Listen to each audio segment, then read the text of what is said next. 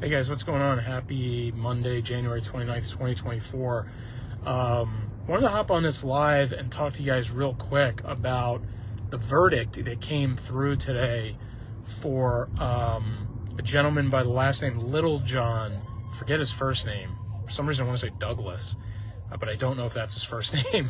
Definitely Littlejohn is his last name.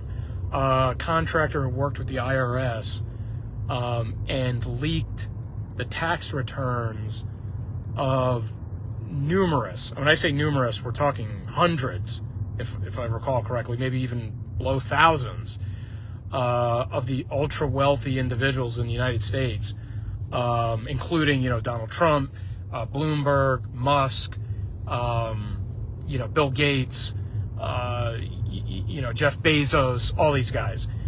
And in doing so, he leaked them to ProPublica, a nonprofit organization that exposes iniquities of power, basically, as well as, I believe, either the New York Times or the Washington Post, or both, but definitely a major news publication or two. But to me, it was ProPublica that I became aware of this, because that's where I read the articles that ProPublica published about these tax returns and about what it said, what those tax returns showed about how wealthy people avoid paying taxes.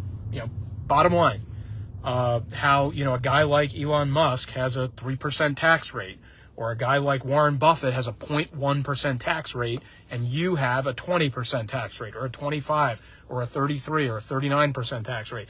It absolutely blew the lid off of that. So much so, I would argue that Littlejohn, who again, if you're just joining the live, was sentenced to 5 years in jail today. But basically, this revelation popularized the phrase buy, borrow, die. Up until ProPublica released these articles in, I believe the first one was June 2021. Prior to that, I had come across the phrase buy, borrow, die in like 2016-ish time frame, when I was looking up, ways to avoid taxes of my own legally, and I came across a guy named McCaffrey, Ed McCaffrey, a USC professor, who popularized the term. He called it Tax Planning 101, buy, borrow, die. This is how wealthy people avoid paying taxes. So anyway, so Littlejohn, did this act, illicitly, downloaded, stored, and leaked these tax returns to ProPublica, etc. And today he was sentenced to 5 years in jail. The big question that I'm curious how you guys feel about is, A, did he deserve that sentence?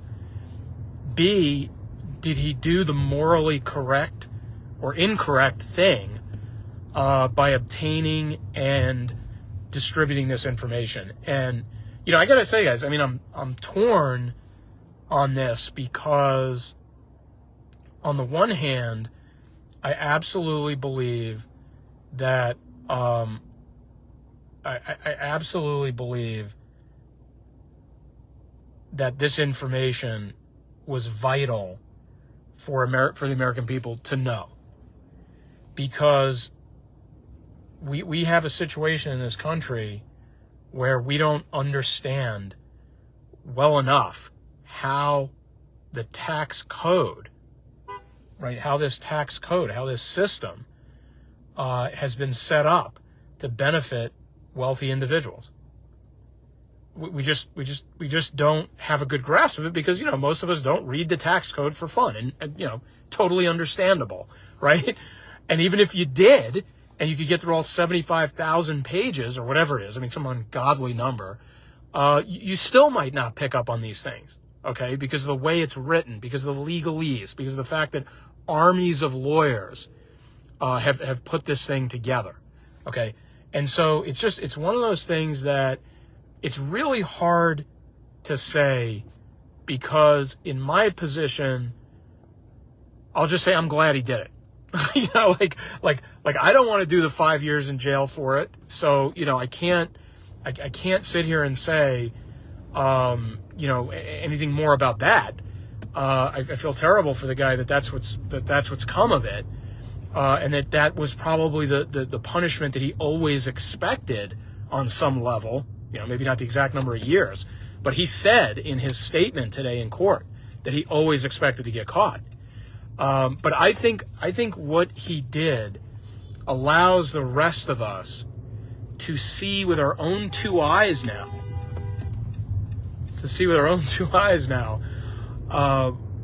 How ultra wealthy people have avoided paying taxes while staying within the limits of the law. Now, there were some articles that ProPublica released that showed some very gray area interpretation of those laws, and I definitely could make an argument in some of those cases that the things that were being done probably weren't totally legal, but a lot of the really big strategies, like the real tax-saving strategies that wealthy people have been using, totally legitimate. Totally legitimate. No issues whatsoever. And so, from a legal perspective. So I think what this guy did, what Little John did, is he put this out into the discourse, and it's allowing people to see, like, wait a second, who wrote these tax laws? Where do these tax laws come from? Well, Congress. Our government writes these laws that allow these ultra-wealthy individuals to benefit. So the question is, if they wrote those laws, can't they change them? If they wrote those laws, can't they change them? And if they can change them, why haven't they? If they can change them, what's taking so long? So ultimately, obviously what Little John did, was not legal. He was not supposed to download those tax returns as a contractor of the IRS and distribute them.